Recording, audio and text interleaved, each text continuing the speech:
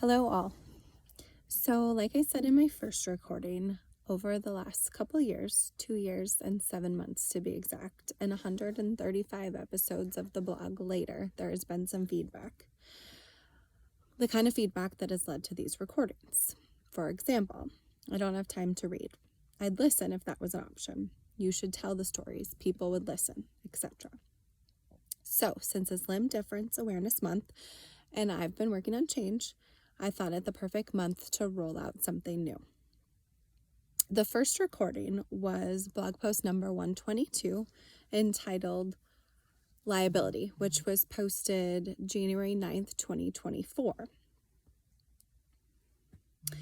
Today, I'm going to record blog post number 123, entitled Liability Part 2, and can be found on the youdon'tneed10.com website.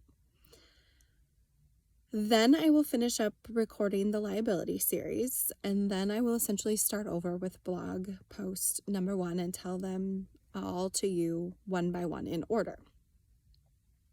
If you've been following the blog all along, this may not interest you. But I will be adding things here and there and maybe have a different perspective now that we're 2 years in, or maybe there's something that I forgot to share the first time around. So while it will seem redundant to those of you that read every week, there will be new things added. And maybe you'll get something out of it, hearing it versus reading it. I'm starting with the liability series for the same reason that I'm rolling out something new.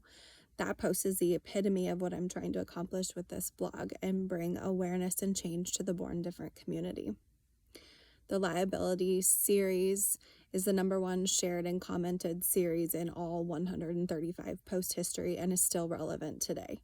If you've had the chance to read episode 136 yet, that came out April 16th, 2024, you will see why liability, this series, is still important. So I'm going to tell you the story of Liability Part 2 that was posted to the You Don't Need 10 website January 16th, 2024.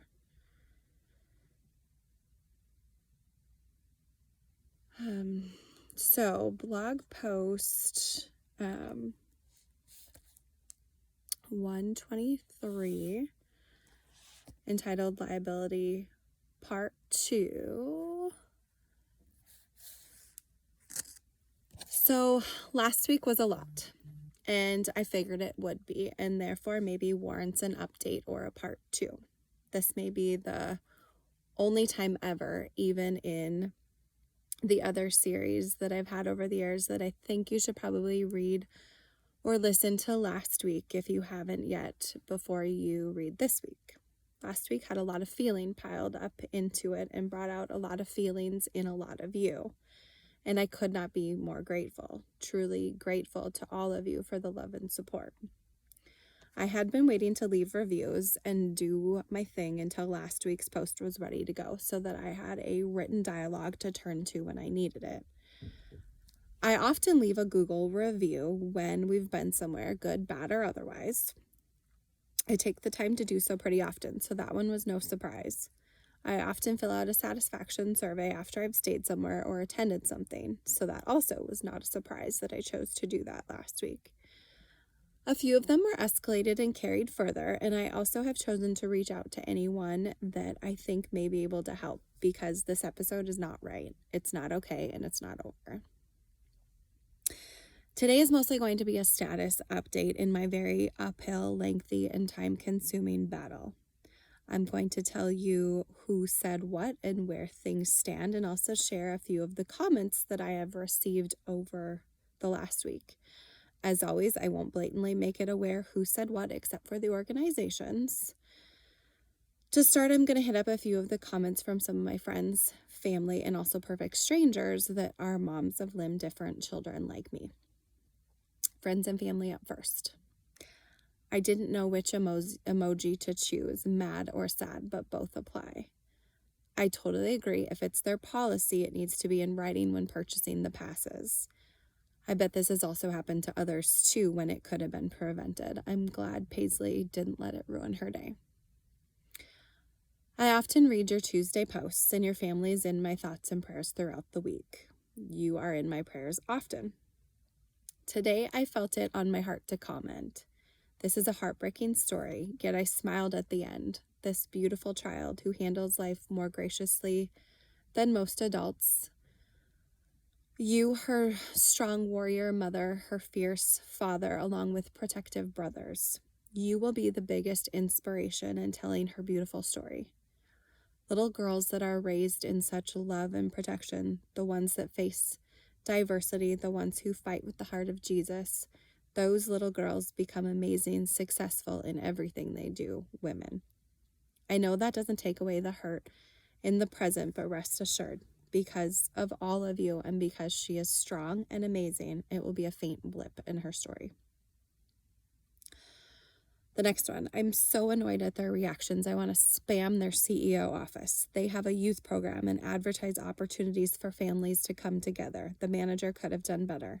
On the other hand, such a blessing to have had this happen with her biggest cheerleaders and advocates, and see how sometimes accepting what isn't easy for everyone. I send my love. That one definitely caught my attention. You are correct. They do want everyone to come together and inclusion for all, and this was not it. Thank you for those thoughts and the ones that aren't above too. I appreciate you all taking the time to support us and share your feelings with us. Next up are other limb different families. Wow, we were considering going there. Not now.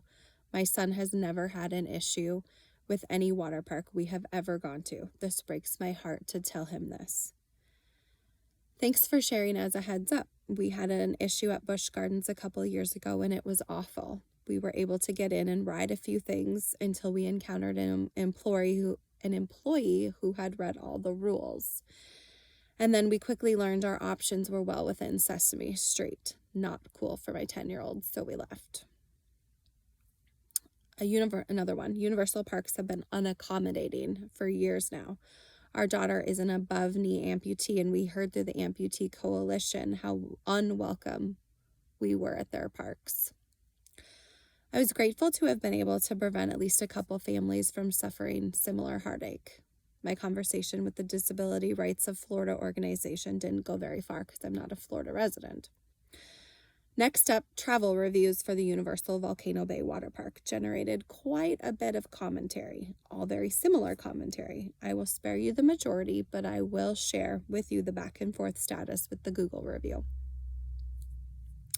My Google review said this: do not even consider going if you have a child with an arm-limb difference. There are several slides that say you can't go on without two functioning hands. No abilities taken into consideration, no age or height requirements, just discriminating with a two-hand policy. They fully discriminated against my daughter, who was born with one hand and is full adult size. Wouldn't let her go on anything that involved a tube. They said it was policy, but were never able to produce said policy. Universal's response within about 20 hours. Hi, Katie. Thank you for taking the time to leave this review. Though I'm saddened to hear of your disappointment with your experience, the safety of our guests is always our number one priority. Additionally, our parks are designed and our team members specifically trained to provide fair and equal access for all guests. I sincerely apologize if your visit with us did not reflect this. And I'll make sure your feedback is documented in order to share with the appropriate teams for further review.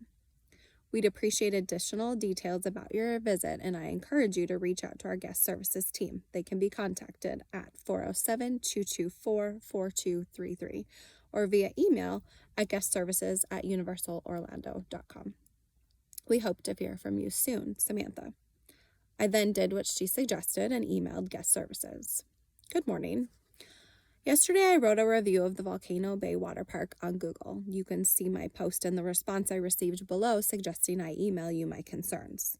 Also attached to this email is a detailed account of our incident. I apologize, it is in more of a story format. It's the blog post that I posted on my website, youdon'tneed10.com. I write weekly about my daughter and the things she endures in life. I've taken Samantha's response into consideration and completely disagree.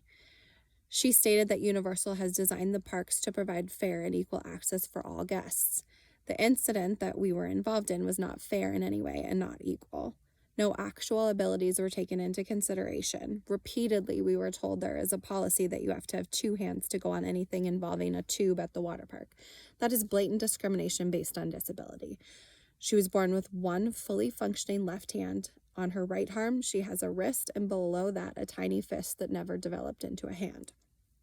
She very easily could have looped that arm through the tubes and rode the rides, especially the ones without height restrictions that very small children could go on.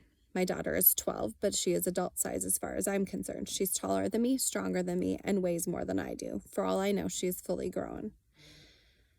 In the summers, she is fully capable of riding a tube pulled behind a boat at high speeds and holds on perfectly fine, looping her arm into the tube handle. You cannot have a policy that is 2 functioning hands. We also were never shown said policy. It's not posted anywhere. It was not a notification when I purchased our tickets from your Universal website. You very easily could add a disclaimer to that purchase. Does everyone in your party have 2 functioning hands? No one said anything to us when we arrived. She got all the way to the slide to scan her bracelet before being turned away from the slide because of her disability. Something she cannot help. Something she was born with. We absolutely would not have come that day had we had any idea that this would happen.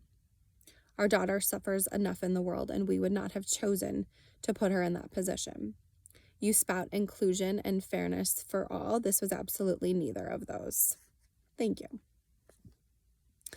The guest services response. Hi, Katie. Thank you for contacting guest services. I was disheartened to learn of the disappointment the described policy had on your recent visit, and I sincerely apologize for any impact this had on your trip.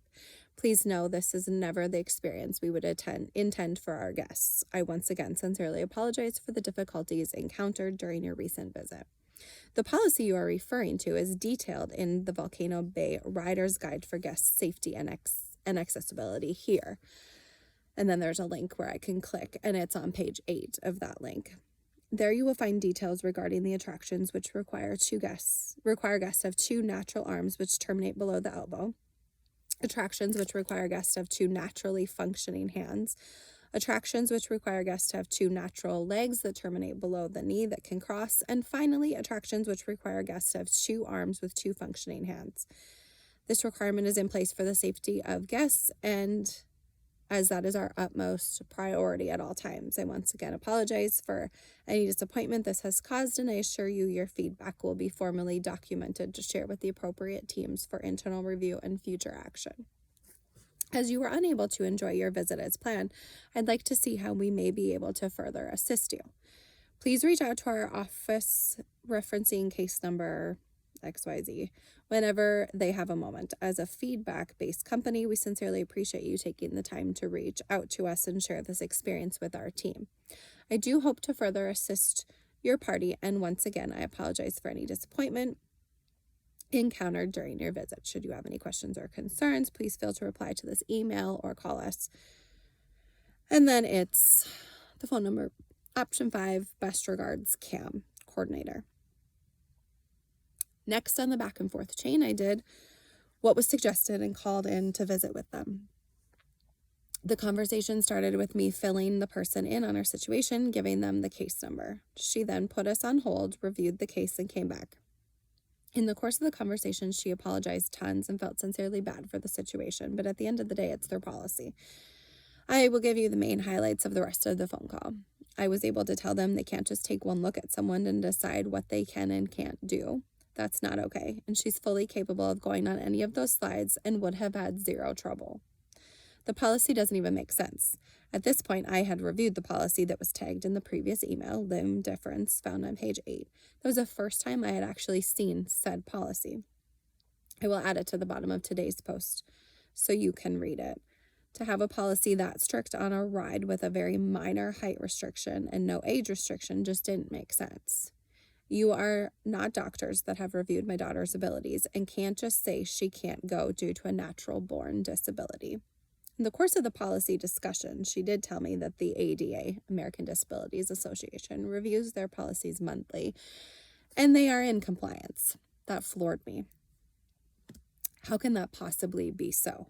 Since hearing back from Disabilities of Florida that they can't help, the ADA is next on my list, and I have started a complaint with them. I was also able to tell her about this amazing girl of mine that tubes behind high-speed boats all summer long. The other point I'm trying really hard to make here is, how did it get this far? How did she get all the way to the slide before being turned away? I explained that I had done my research ahead of time. I had seen the raft ride and had looked at the 4-person one and thought that looked so fun for my husband, myself, and 2 big kids to do together. Nowhere in the app, when you click on the description for the rides, does it say anything about this policy. It says you have to be at least 42 inches tall. For reference, Maverick is 47 inches tall. If you are between 42 inches and 48 inches, you need a parent to ride with you. Then there's a button with additional instructions. I never bothered to click on that because my family doesn't need any additional help. We don't have any special needs, so I never clicked it. Had I clicked it, though, I probably still would not have found the policy for limb difference because it's on page 71.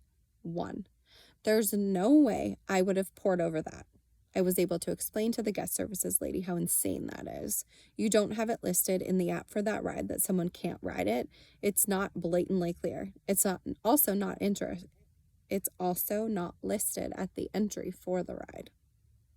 On all the slides I went on that day, every single one of them had a sign at the entry talking about heart conditions, pregnancy, and wheelchairs, etc.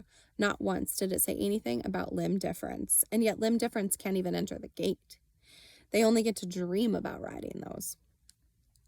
I also pointed out to her that the map that was handed to me that day, circled with all the rides that my daughter can do, has a huge answer key legend at the bottom right-hand corner, explaining all the symbols next to each ride and the restrictions that go with them. There is not one single icon for limb difference. There's one for wheelchairs, one for parent rides, one for height, etc. Not a single spot on that map indicates Paisley couldn't go on it. That's completely ridiculous. The guest services lady assured me that I am making noise. They are a feedback-based company, and they are reviewing all of this. She also assured me that day that she would have my case escalated up the chain of command as far as she could. All I have is her word, but at least they are listening to me and responding to me at this point. They tried to refund us a portion of the money from our park tickets, what the cost for the water park had probably been, and we declined. That is not where we are right now. That is not our goal, and I'm not taking any money in case that means I have to be quiet. I have also reached out to a lady I know in the Bismarck area that is connected in hopes that maybe she has some ideas. She works for a company that occasionally deals with children with disabilities, is connected to several organizations in the Bismarck area, has a husband that's an attorney, and also in politics. It was also suggested to me to reach out to an attorney locally that's known to be kind of a bulldog and child advocate. Currently in a holding pattern on my next move. Definitely keep sharing the story and finish my ADA complaint. The rest is up in the air. A personal apology to my daughter from Universal maybe isn't a ridiculous request at this as well. She has handled this whole episode with grace, and I can only pray she's doing okay. She's embarrassed by the whole thing, so she doesn't want to talk about it, so I haven't been talking to her about everything that I've been up to. She's heard a few conversations around the house, but isn't saying much. The whole water park day was embarrassing to her. She doesn't ever want to be less than anyone else, and that day was another slap in the face that she is. Another huge reminder to her. Hopefully she processes this fine, and the acting out last week at school is not a result of this episode. Hopefully last week was just her getting the wiggles out after the holiday, vacation, etc., or trying to assert her personality for her new round of teachers, or just her trying to be cool for her friends. I hope and pray she's not suffering too much from the water park liability incident. The Universal policy excerpt that, when you click on the app, is found on page 71. Guests with limb difference. The following attractions require guests to have 2 natural arms that terminate below the elbow. The Kokiri body plunge, the Kala and Tai Nu serpentine body slides, the Oh Yeah and Oh No drop slide, the Runamuka Reef, and the Tot Tiki Reef. The following attractions require guests to have 2 naturally functioning hands. The Krakatoa Aqua Coaster. The following attractions require guests to have 2 natural legs that terminate below the knee that can cross. The Koakiri Body Plunge, the Kala and Tai New Serpentine Body Slides, the Oh Yeah and Oh No Drop Slide, the Punja Racers, the Runamuka Reef, and the Tot Tiki Reef.